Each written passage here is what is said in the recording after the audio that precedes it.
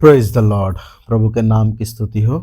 हमारा विषय है 12 प्रेरितों का सेवा कार्य, या यीशु मसीह ने 12 प्रेरितों को जब भेजा तो क्या निर्देश दिए। मत्ती उसका 10 अध्याय उसका 5 से लेकर 15 वचन तक। यहाँ प्रभु यीशु मसीह जब अपने चेलों को नियुक्त करते हैं, उसके बाद चेलों को दो दो करके सेवकाई के लिए भेजते हैं और उनको कुछ निर्देश देते हैं। वो निर्देश क्या है? अन्य जातियों की ओर न जाना और सामरियों के किसी नगर में प्रवेश न करना। तो क्यों ऐसा यीशु मसीह ने कहा, जबकि उत्पत्ति उसका 12 अध्याय उसका 3 वचन में लिखा है कि तुझ में पृथ्वी की सारी जातियां क्या पाएंगी? आशीष पाएंगे। अब्राहम को एक आशीष है। तो फिर अन्य जातियों, सामरियों, इनमें जाने के लिए प्रभु क्यों मना कर रहा है, जबकि उससे पहले यीशु मसीह खुद सामरिया में 2 दिन लगाकर सुखार नगर के कुएं के तट पर सामरी स्त्री को वचन प्रचार किया। फिर पूरा गांव आया और यीशु मसीह 2 दिन उस नगर में रहा, वचन प्रचार किया। लेकिन जब अपने चेलों को भेजता है तो बोलता है सामरियों के बीच में नहीं जाना। आपको मालूम है सामरी कौन है? 10 गोत्र जो सुलेमान के साम्राज्य से अलग होकर उत्तरी जो इजराइल है उसको रिप्रेजेंट करते हैं। वहां की प्रॉब्लम क्या थी? यारोबाम को परमेश्वर ने राजा के तौर पर ठहरा दिया 10 गोत्रों के लिए, लेकिन परमेश्वर के वचन के अनुसार पूरे इजराइल में, पूरे पृथ्वी पर मंदिर तो एक ही होना है, 2 मंदिर नहीं होना है परमेश्वर के। तो ये आज्ञा वचन में कहीं थी नहीं। यूं तो उनको अपने अपने जो उनके भूमि बंटी थी, तो उन भूमि में याजक भी मिल गए, लेवी भी मिल गए, सब कुछ मिल गया। लेकिन प्रॉब्लम क्या थी कि उनको दंडवत करने किधर ही आना है, जहां से वो अलग हो गए, यहूदिया से। अब यारोबाम ने सोचा कि अगर ये लोग यहूदिया में जाएंगे, यहाँ की प्रजा बलि चढ़ाने वहां जाएगी, सारे फेस्टिवल्स जितने होते हैं, फसा का पर्व है, अखमीरी रोटी का पर्व है, पिंतेकुस्त का पर्व है, जितने भी पर्व हैं, बच्चों का डेडिकेशन है, जितने भी काम हैं, ये सब करने अगर उधर जाएंगे, वहां से लिंक रहेगा, तो हो सकता है कि वहां के जो, क्योंकि हर राजा के पास जब वो शासन करता है तो खुफिया विभाग भी होता है जो दुश्मन के पूरी जानकारी या उसको तोड़ने के लिए प्रयास करता है। कूटनीतिक जो संबंध होते हैं या जो जासूसी का एक वो होता है कि दुश्मन की क्या योजना है या उसको कैसे उसको सेंध लगाई जाए। तो उसने सोचा कि ऐसा ना हो कि वहां का जो जासूसी तंत्र है या जो भी वहां के लोग हैं, ये लोग प्रभावित हो जाए उनसे और मेरे विरुद्ध गोष्ठी करके मुझे घात कर दें। तो इसलिए उसने क्या किया, उनको वहीं पर क्या किया, बछड़े बनाकर उसने क्या कर दिए, ढालकर, जैसे मूसा ने, हारून ने इजरायलियों को बछड़ा ढाल के दिया था, उस प्रकार बछड़े ढाल कर उनके लिए याजक नियुक्त करके वो सारा अरेंजमेंट वही किया कि भाई उधर नहीं जाना, यही तुम्हारा कौन है? परमेश्वर। अब आपको मालूम है कि साधारण जो लोग होते हैं वो स्वाभाविक रूप से उतने आत्मिक नहीं होते हैं। सामान्य रूप से उनमें से बहुत लोग ऐसे हो सकते हैं जो आत्मिक बातों के लिए गंभीर हों। आप देख लीजिए, अभी कुंभ हुआ है, कुंभ में कितने लोग भगदड़ में क्या हो गए हैं, मर गए हैं। क्योंकि पब्लिक जहां होगी, क्राउड जहां होगी, वहां अव्यवस्था, सरकार कितने भी इंतजाम कर ले, लेकिन भीड़ में क्या होता है, भीड़ में अव्यवस्था होगी ही होगी। तो वो अव्यवस्था भीड़ में होती है और उस अव्यवस्था का, उस अनैतिकता का या उस जो भीड़ का एक स्वभाव है, उसको उभार कर जो लीडर हैं वो किसी भी डायरेक्शन में क्या कर सकते हैं, ले जा सकते हैं। तो यारोबाम ने बहुत अच्छे से जन साधारण लोगों को, जो बहुत आध्यात्मिक नहीं होते, उनको क्या कर दिया, उनको एक सुविधा दे दी, किधर ही, वहीं पर उनको बछड़े बना कर देते। इजराइल में आपको पता है कोई मूर्ति पूजा कोई नई बात नहीं है। दाऊद के समय में भी इजराइल में क्या चल रही थी, न्यायियों के समय में तो मूर्ति पूजा पूरी भर गई थी। वचन कहता है कि लोगों को जो अच्छा लगता था वो करते थे, कोई उनको कहने वाला नहीं था। ये सब हुआ। उस सब के बाद इजराइल के जो 10 गोत्र थे उन पर परमेश्वर का दंड आया। उस दंड आने से पहले एलिया है, एलिशा है, कितने मीकाया नबी है, कितने नबी हैं जो इजराइल में प्रकट हुए, इजराइल में परमेश्वर ने नियुक्त किए ताकि 10 गोत्रों को चिताएं, लेकिन किसी ने सुनना नहीं चाहा। स्वाभाविक रूप से इंसान बुराई की तरफ आकर्षित जल्दी होता है। अच्छी बात उसको 4 बार कहेंगे तब भी समझ नहीं आती, और बुरी बात उसको ना भी कहो तो भी ढूंढ के क्या कर लेता है, खुद ही कर लेता है। तो 722 बीसी में 10 गोत्र जब अशूर के राजा के द्वारा उजाड़े गए, उस समय में वहां के राजाओं की पॉलिसी क्या थी कि देशभक्ति कब होगी? जब लोग कहां रहेंगे? देश में रहेंगे। तो वो क्या करते थे कि दोबारा विद्रोह ना हो, तो वो जनता को, जो प्रजा थी, उसको स्थानांतरित कर देते थे मास लेवल पे, बड़े स्तर पर।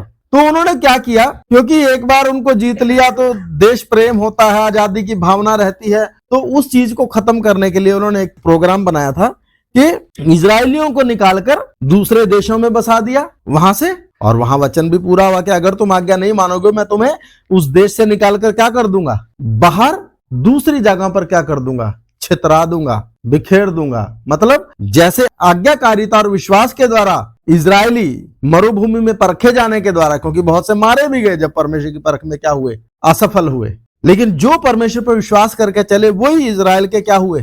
कनान के भागी हुए। लेकिन जब अनाज्ञाकारिता के कारण फिर वो उस भूमि के लिए, क्योंकि सारी भूमि किसकी है? परमेश्वर की है, फिर परमेश्वर ने उनको वहां से निकाला और मेसोपोटामिया के लोगों को वहां से, क्योंकि वो भी उनके उसी तरीके से जैसे उत्तरी 10 राज्यों पर 10 गोत्रों पर अशूर के राजा ने विजय प्राप्त की थी, उसी प्रकार मेसोपोटामिया पर भी उसने हमला किया और वहां भी विजय प्राप्त की। तो वहां से देशभक्ति की भावना को खत्म करने के लिए इनको किधर भेज दिया? दूसरी जगह पर, और मेसोपोटामिया के लोगों को वहां पर भेज दिया। तो इनको स्थानांतरित कर दिया ताकि देशभक्ति की भावना, विद्रोह की भावना लोगों के बीच में ना आए। जब देश ही नहीं रहेगा, परदेसी हो जाएंगे, तो देशभक्ति की भावना भी क्या हो जाएगी? फिर तो वो सोचेंगे अपना जीवन यापन करें और कैसे अपने जीवन को निर्वाह करें। ठीक है ना? तो एक भावना को लोगों की चेंज कर दिया जाता था।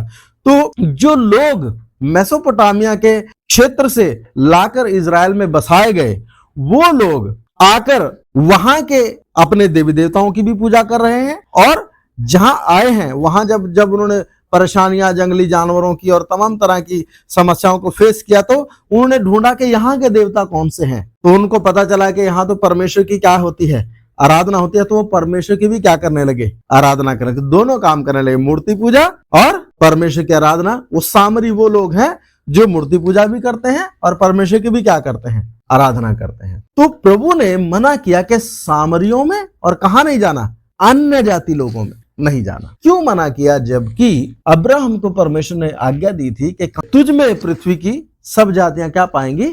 आशीष पाएंगे। तो सबसे पहले प्रभु का वचन क्या कहता है? मत्ती उसका 15 अध्याय उसका 24 वचन, उसने उत्तर दिया कि इजराइल के घराने की खोई हुई भेड़ों को छोड़ मैं किसी के पास नहीं भेजा गया। तो जब यीशु मसीह ने ये बोला सामरियों में और अन्य जातियों में नहीं जाना, तो ये किसकी आज्ञा है? परमेश्वर खुद की आज्ञा है। क्योंकि यीशु क्या बोल रहे हैं? इजराइल के घराने की खोई हुई भेड़ों को छोड़ मैं किसी के पास नहीं भेजा गया। तो परमेश्वर की इच्छा नहीं है, परमेश्वर का आदेश नहीं है कि ये सुसमाचार किधर ले जाया जाए? चेलों के द्वारा जब दो करके भेजा जा रहा है, अन्य जातियों में या सामरियों में लेकर जाया जाए। उसका कारण ऐसा नहीं है कि भविष्य में ऐसा नहीं किया जाएगा, लेकिन जिनको वायदे मिले, जिनको प्रतिज्ञाएं मिली, व्यवस्था और भविष्यवक्ता आने वाले जिस मसीहा के बारे में बोल रहे हैं, व्यवस्था किसको दी गई? इजराइल को। भविष्यवक्ता किसके बीच में भेजे गए? इजराइल के बीच में। तो सबसे पहले इजराइल को वो बात प्रदर्शित करना कि जिस मसीह के बारे में बताया गया था, जिस मसीह के बारे में व्यवस्था और भविष्यवक्ताओं के द्वारा बताया गया था, वो आ चुका है। उसको वो क्या कर ले?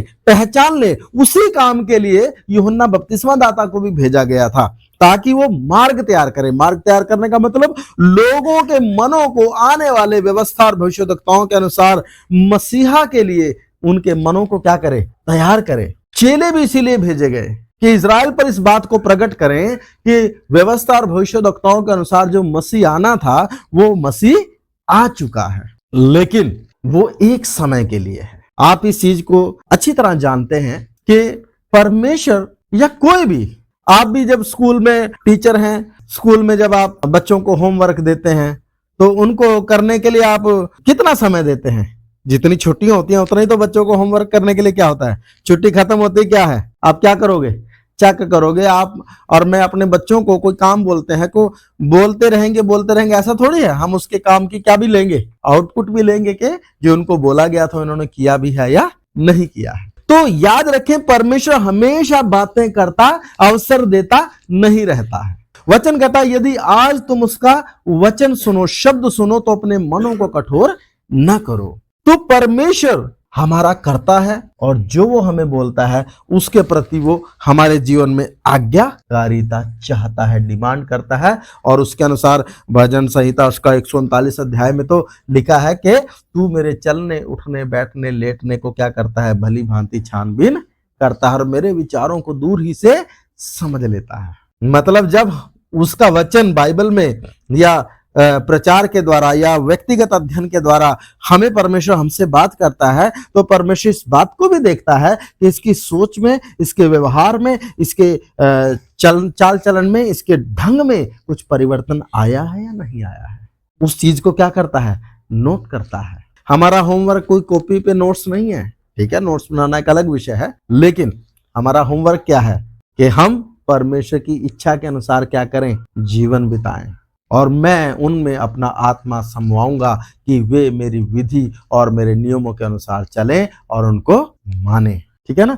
तो जब चलने और मानने के लिए मन और समर्पण होगा तो एक्टिविटी में भी दिखाई देगा, क्योंकि अगर यहाँ काम होगा तो हरकत में भी दिखेगा। हरकत में नहीं दिख रहा, सिर्फ प्रचार में दिख रहा है, तो फिर कोई फायदा नहीं है।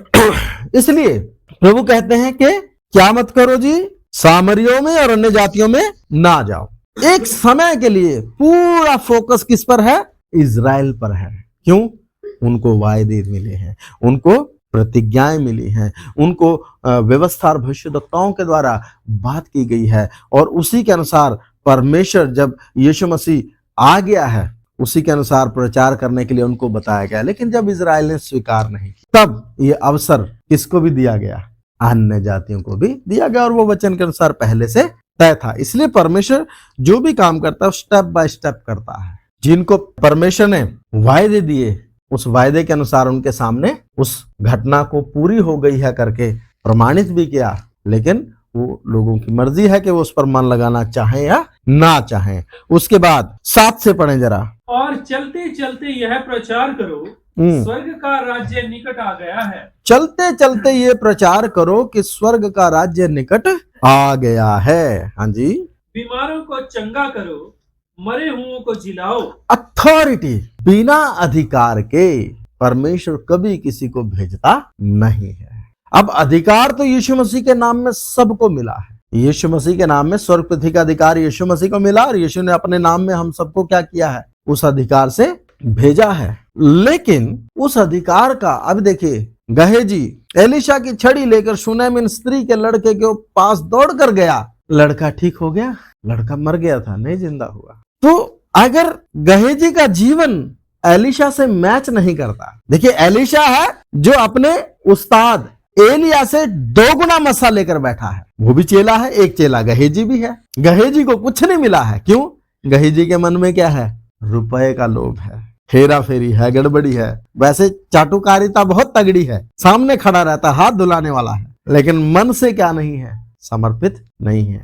इसके ऊपर 2 गुना छोड़ो, आधा भी नहीं आया, उल्टा क्या आ गया, कोड़ आ गया। नामान वाली घटना के समय में हम देखते हैं तो क्या भी आ गया, कोड़ भी आ गया। शूनेमिन स्त्री की जो घटना है वो पहले घटी है, नामान की घटना बाद में घटी है।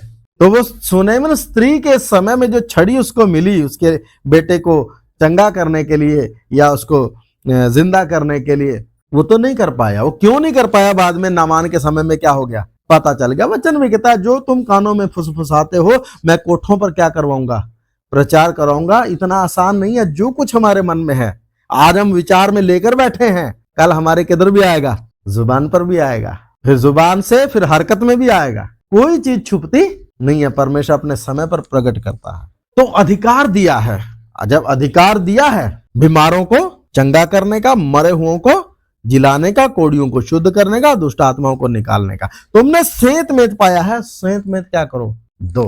पैसे लेके चंगा नहीं करना। कई पास्टर क्या कर रहे हैं, पैसे लेकर क्या करते हैं, स्पेशल प्रार्थना, ले हैंड प्रेयर, स्पेशल प्रार्थना, उसके लिए फीस देनी पड़ती है। प्रभु ने कहा सेंत मेत पाया है, सेंत मेत, क्योंकि इस अधिकार के लिए तुमने किसी को पेमेंट नहीं की। यह अधिकार तुम्हें किससे मिला है, प्रभु यीशु मसीह के द्वारा मिला है। तो सेंत मेत पाया है, और सेंत मेत क्या करो, दो। लेकिन दे कब पाओगे? अधिकार तो हम सबको है ना, जितने यहाँ बैठे हैं। उस अधिकार का इस्तेमाल कब कर पाओगे? जब परमेश्वर की इच्छा के अनुसार का जीवन होगा। हम कई बार दूसरे को चेकआउट करते हैं, भाई वचन किसके लिए है? मेरे लिए है, मैं अपने आप को चेकआउट करूं। 9 पढ़ें जरा। अपने पटकों में ना तो सोना, अपने पटकों में ना तो सोना, हाँ जी, और ना रूपा, ना रूपा, और ना ना तांबा रखना, मार्ग के लिए ना झोली रखो, हाँ, ना 2 कुर्ते, ना जूते, और ना लाठी लो, क्योंकि मजदूर को उसका भोजन मिलना चाहिए। क्योंकि मजदूर को उसका भोजन मिलना चाहिए। अब यहां एक बात लिखी है कि कोई तुमने इंतजाम करके नहीं चलना है, एज इट इज निकलो बस। आज तो हमें अपना शेविंग किट, अपना हर चीज साथ में लेकर चलना होता है। एक चीज जो थोड़ी उलझन को पैदा करती है उसको समझे। लूका 9 अध्याय का 3 वचन। उसने उनसे कहा, मार्ग के लिए कुछ ना लेना, ना तो लाठी, ना झोली, ना रोटी, ना रुपए, और ना 2 कुर्ते। हाँ, पीछे लिखा ना लाठी लेना, ना सोना, ना रूपा, ना तांबा, ना झोली, झोली भी नहीं लेनी, ना 2 कुर्ते लेने। मतलब आपने बैग साथ में, आज तो हम सबके पीछे क्या लगा हुआ है, मैं सेवा के लिए जाता हूं, मैं तो क्या लेके जाता हूं, 4 दिन के लिए जाऊंगा तो 4 जोड़ी क्या लेके जाऊंगा, क्योंकि रोज का एक चाहिए। हम तो फिर वचन तोड़ रहे हैं इसी हिसाब से। अगर हम ये ना लेके जाएं तो सबको मेरे नाप के कपड़े सिलवा के रखने पड़ेंगे।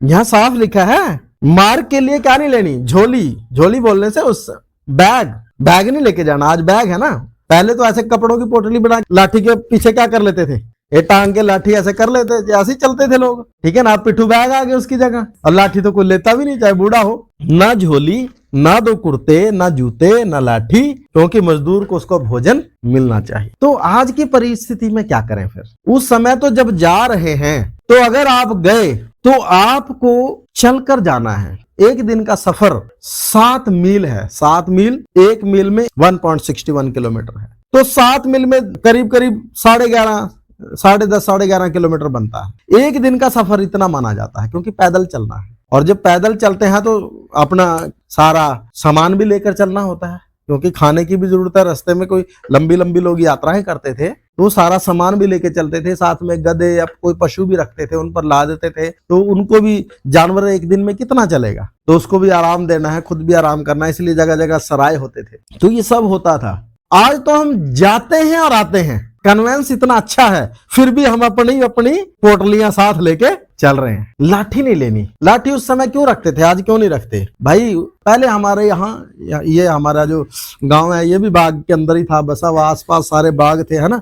पहले लोग कम थे, जंगल क्या थे, ज्यादा थे, तो जंगली जानवर भी होते थे भाई, सांप और तमाम तरह के होते थे, तमाम तरह के खतरे होते थे। तो लोग नॉर्मली है कि क्या लेके चलते थे, लाठी चलते थे। कहीं सांप मिल गया, कोई जंगली जानवर मिल गया, तो जंगल ज्यादा थे, लोग कम थे, तो कच्चे रास्ते थे, है ना, सुनसान इलाके थे। आजकल तो लाइटें और ये सब लगा हुआ है, बिल्कुल अच्छा, बहुत चीजों में बदलाव हो गया है ना, लोगों के पहनावे में बदलाव हो गया। तो लाठी रखना एक मिनिमम अपना सुरक्षा को लेकर क्या था। कहीं हर जगह कहीं पानी मिल जाते थे, बरसाती पानी, तो लोग नाप कर या लाठी के सहारे से यात्रा या अपने जीवन को, एक आम चीज थी लाठी लेना। तो यहाँ लाठी लेने के लिए मना किया गया है, ना लाठी लेना। असलियत में लाठी लेने के लिए मना नहीं किया गया है कि 2 लाठियां नहीं लेना। मेन बात वहां क्या है, अगर ध्यान से पढ़ेंगे तो वहां क्या है, 2 लाठियां नहीं लेना, 2 कुर्ते नहीं लेना, ठीक है ना। अतिरिक्त सामान नहीं लेके जाना, जैसे तुम हो, जो तुम्हारे पास है बस उतने में ही आप जाओ। अब पौलुस जब सेवा करता था तो 6-6 महीने तो जाने में लग जाते थे, तो 6 महीने रहेगा भी तो। लेकिन पौलुस क्या करता था, क्योंकि फील्ड में है, पायनियर फील्ड में है, तो पौलुस क्या करता था, खुद टेंट बनाकर काम करके वो क्या करता था, ताकि नए लोगों पर क्या ना हो, बोझ ना हो। क्योंकि अभी तो वचन सुन ही रहे हैं। अगर उनके मन में ये हो गया कि यार ये 6 महीने कोई आपके यहाँ आकर बैठ जाए, तो आप वचन सुनने की अपेक्षा क्या हो जाओगे, परेशान हो जाओगे। तो पौलुस उस चीज के लिए कि सुसमाचार में कोई चीज रुकावट ना बने, इसलिए वो खुद काम करके क्या करता था। और वो उसके लिए फिर उसने दान का प्रचार भी सबसे ज्यादा किया है, ठीक है ना। ऐसा नहीं कि वो लेता नहीं था, लेकिन नहीं, पायनियर फील्ड में वो इस चीज को आधार बनाता नहीं था। पायनियर फील्ड में जब वो सेवा करता था तो कलीसिया के बीच में या सेवकाई के बीच में ये चीजें रुकावट ना बने, इसलिए उसके लिए एक्स्ट्रा मेहनत भी करता था, और पूरी टीम थी, ठीक है जी। तो यहां लिखा है, क्योंकि मजदूर को उसका भोजन मिलना चाहिए। आप 11 पढ़ें जरा। जिस किसी नगर या गांव में जाओ तो पता लगाओ कि वहां कौन योग्य है। तो कैसे पता लगाएं, सवाल है कैसे पता लगाएं भाई कौन योग्य है। हाँ भाई तू योग्य है, मैं तेरे यहाँ आ जाऊं। उस समय परदेशियों को आश्रय देना अच्छा काम माना जाता था। कोई भी परदेश, आप लूत के समय में देख लीजिए, लूत तो बहुत पहले की घटना है, लेकिन लूत के समय में देख लीजिए लूत कितना मिन्नत करके किधर लेकर गया। अय्यूब की पुस्तक में पढ़ लीजिए, उसने कभी किसी परदेशी को क्या नहीं सोने दिया, भूखा सोने नहीं दिया, उसको आश्रय दिया। पहले लोग आते जाते राहगीरों को मदद करते थे। क्यों? एक आम बात थी, लोग पैदल सफर करते थे ये सोच के भाई आप वहां जा रहे हो, चलो रास्ते लेट होगी, हमारे यहाँ आज रुक जाओ, फिर कल अपने यहाँ चले जाना, या सराय होते थे। उस समय ये आम चलन था। आज तो ये हालत होगी कि अपने माँ बाप को नाथ आश्रम में छोड़ के आ रहे लोग, तो रास्ते चलतों को तो कहाँ घर में बिठा लेंगे। तो जिस किसी नगर में जाओ तो पता लगाओ वहां कौन योग्य है। तो ऐसे तो नहीं पूछते फिरेंगे, क्या करेंगे? नगर में गए हैं, वहां सुसमाचार का क्या करेंगे? प्रचार करेंगे। प्रचार करने के बाद वो अनाउंस करेंगे, है ना, कि भाई हम यहाँ आए हैं सुसमाचार प्रचार करने के लिए, परमेश्वर की सेवा के लिए, है ना, हम कुछ समय यहाँ रहेंगे। तो यदि कोई आप में से चाहता है कि हम उसके घर आए, तो वो क्या करते हैं? एक ऐसा ही होगा स्वाभाविक, या मैं कुछ और सोच रहा हूँ? पहले वो क्या करेंगे? लोगों को ये थोड़ी पूछेंगे कि मैं किसके घर रहूं, नहीं, वो अपना काम करेंगे। काम करके उनके वचन को सुनने के बाद कौन उनको ऑफर करता है उस चीज को अनाउंस करेंगे। कौन उनको ऑफर करता है कि हम कुछ समय यहाँ हैं, तो कौन उनको ऑफर करता है? परमेश्वर कहता है पता लगाओ, मतलब उसके लिए एफर्ट्स करने हैं। ऑफर कौन करता है इस चीज के लिए? वो प्रचार करते समय हम कुछ समय यहाँ रहेंगे, तो अगर कोई चाहता है कि हम उसके यहाँ रहें तो आप हाथ उठा दीजिए, आप हमें बोलिए, ठीक है जी, तो हो गया ठीक। अब एक घर में चले गए, है ना, एक व्यक्ति ने बोला ठीक है जी आप मेरे घर में आइए। आगे पढ़ें जरा, 11 फिर से पढ़ दें। जिस किसी नगर या गांव में जाओ हाँ। तो पता लगाओ कि वहां कौन योग्य है, और जब तक वहां से ना निकलो उसी के यहाँ रहो। हाँ, अब 50 लोगों को वचन प्रचार किया, तो अनाउंस कर दिया कि भाई हमारा कुछ समय यहाँ रहना, इस गांव में हम लोगों को वचन प्रचार करेंगे। ऑफर कर दिया, ठीक है जी आप मेरे यहाँ आइए, है ना। उस घर में गए, उस व्यक्ति का मन तो अच्छा था लेकिन घर अच्छा नहीं है। मन अच्छा था, खाने के लिए बहुत अच्छा उम्दा किस्म का खाना भी नहीं दे पाया, तो सुविधा भी नहीं है जैसी आदमी को एक्सपेक्ट करता है। तो प्रभु कहता है वहां से निकलकर बेटर में नहीं जाना है। किधर नहीं जाना? अगर तू किसी गरीब के यहाँ, किसी गरीब ने तुझे अपने घर में आसरा दे दिया, तो वहां से निकल करके यहाँ बाथरूम अच्छा नहीं, यहाँ टाइल नहीं लगी हुई है, शावर नहीं है, या मुझे गीजर नहीं मिला, या मुझे अच्छे से खाना नहीं मिला, मुर्गा वर्गा नहीं मिला कुछ, तो दूसरा कोई आके वहां बड़ा मन लगा रहा, आप मेरे यहाँ आ जाइए ना पास्टर जी, सारी सुविधा है। देखो बेचारे परेशान हो रहे, नहीं जा सकते, क्योंकि अक्सर होता है ना कि मौका दे के जगह क्या हो जाती है, चेंज हो जाती है। प्रभु ने कहा जिसमें जाओ वहीं रहना है, संयमित होना है, समर्पित होना है। ये नहीं कि सुविधाओं के पीछे दौड़ना है, एक को छोड़कर दूसरे के पीछे भागना, नहीं, जिस घर में गए वहीं रहो। आगे, घर में प्रवेश करते हुए उनको आशीष देना, और जिस घर में जाओ उसको क्या दो? आशीष दो। हाँ जी, यदि उस घर के लोग योग्य होंगे तो तुम्हारा कल्याण उन पर पहुंचेगा। अगर वो योग्य, अगर वो सच में हृदय से, लोग दिखावे के लिए भी कई काम होते हैं ना, पास्टर को अपने घर में उतारा है, लेकिन किसके लिए? दिल से नहीं, अपनी बस 4 आदमियों में क्या रखने के लिए? नाक रखने के लिए। अगर वो योग्य होंगे, अगर वो दिल से तुम्हारा आदर करते हैं कि तुम परमेश्वर के दास हो, तो वो आशीष जो तुमने दी उन पर क्या होगी? ठहरेगी। आगे, परंतु यदि वे योग्य न हो तो तुम्हारा कल्याण तुम्हारे पास लौट आएगा। हाँ जी, वापस लौट आएगा, मिलेगा नहीं। उनका खाना भी गया और उनको क्या भी नहीं मिला, लोक दिखावा। क्योंकि परमेश्वर मनों को, हृदयों को क्या करने वाला है? जांचने वाला है। इसी प्रकार चंगाई का वरदान हमारे पास है, सामने वाला चंगा होगा या नहीं होगा ये कौन तय करेगा? परमेश्वर। वरदान का मतलब ये है कि मैं तुझे लोगों को चंगा करने के लिए क्या करूंगा? इस्तेमाल करूंगा। चंगाई का वरदान पाने के बाद चंगा करने वाला व्यक्ति नहीं होता, कौन ही होता है? परमेश्वर होता है। परमेश्वर देखेगा कि ये सामने वाला जो व्यक्ति है ये चंगा होने के लायक, उसको विश्वास है, उसका परमेश्वर के ग्रहण योग्य एक जीवन है, या उसकी एक्सेप्टेंस सही है, तब उस चंगा करने वाले का करने का वरदान जिसको मिला है उसके द्वारा वो व्यक्ति क्या होगा? चंगा होगा। तो तय परमेश्वर करता, हमें वरदान मिलने से नहीं होता है।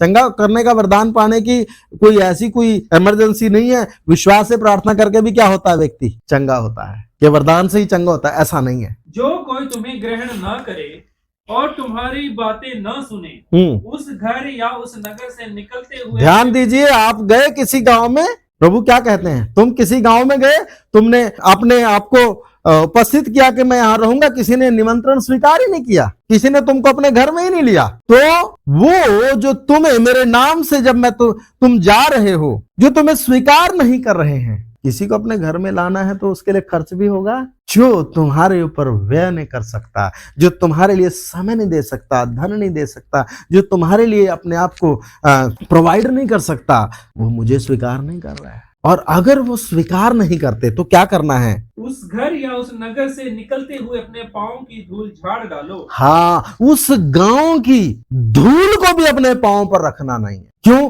वो गांव तुच्छ है, जिसने परमेश्वर के लोगों को, वचन कहता है जो तुम्हें ग्रहण करता है वो किसको ग्रहण करता है, मुझे ग्रहण करता है। जो लोग, जो गांव तुम्हें स्वीकार नहीं करता, उसकी धूल भी झाड़ देना। तुम्हारे पांव पर उस गांव की, वहां की मिट्टी की क्या भी नहीं होनी चाहिए, धूल नहीं होनी चाहिए। तुम्हारी दृष्टि में वो क्या है, तुच्छ है। उस धूल को भी तुम अपने पांव तक पर रखना नहीं। क्यों? आगे चलें जरा। मैं तुमसे सच कहता हूँ कि न्याय के दिन उस नगर की दशा से सदोम और अमोरा के देश की दशा अधिक सहनीय होगी। हाँ, धूल झाड़ दो, क्योंकि इस गांव पर, इस नगर पर, इन लोगों पर परमेश्वर का क्या आने वाला है, न्याय आने वाला है। परमेश्वर के लोगों को, परमेश्वर के वचन को इन्होंने क्या नहीं किया, स्वीकार नहीं किया, ग्रहण नहीं किया। देखिए कितना ज्यादा प्रेस्टीज चेलों को दी है। दबे मरे कुचले नहीं, अपना काम पूरे किससे करो, दावे के साथ करो। ये इजराइलियों के लिए है। सो प्रभु ने दो दो करके भेजा। अन्य जातियों में नहीं, पहले इजराइलियों में भेजा है, सामरियों में नहीं भेजा है, अन्य जातियों में नहीं भेजा, इजराइलियों में भेजा है। उसके बाद कोई इंतजाम करके नहीं जाना है। सामने वाले की जिम्मेदारी है कि क्या करे, इंतजाम भी करे, विश्वास भी करे, तुम्हें उचित क्या भी दे, आदर भी दे। नहीं दे रहे, नहीं ग्रहण कर रहे, उस नगर की धूल को भी क्या कर दो, झाड़ दो, क्योंकि अब इस नगर और इन लोगों पर क्या आने वाला है, न्याय आने वाला है। देखिए कितना स्पष्ट है, कितना अथॉरिटी से भरा हुआ है। आइए दुआ करें। प्यारे खुदावन, कुछ समय आपके कदमों में हम आए, हमारी सहायता आपने की वचन को सीखने के लिए, समझने के, आराधना प्रार्थना में सब बातों में मदद की। पिता होने दे, जो अधिकार आप अपने लोगों को अपने नाम में देते हैं, उस अधिकार के साथ आज भी चलने की आवश्यकता। प्रभु सहायता, आदर महिमा आपको सौंपते हैं यीशु मसीह के नाम में, आमीन। अब हमारे पिता का प्रेम, प्रभु यीशु मसीह का अनुग्रह, पवित्र आत्मा की सहभागिता और संगति अब से लेकर प्रभु यीशु मसीह की दूसरी आमद तक हम सबों के साथ और प्रभु की तमाम पवित्र कलीसिया और संतों के साथ होता रहे, आमीन। प्रभु आप सबों को आशीष दे। जय मसीह की।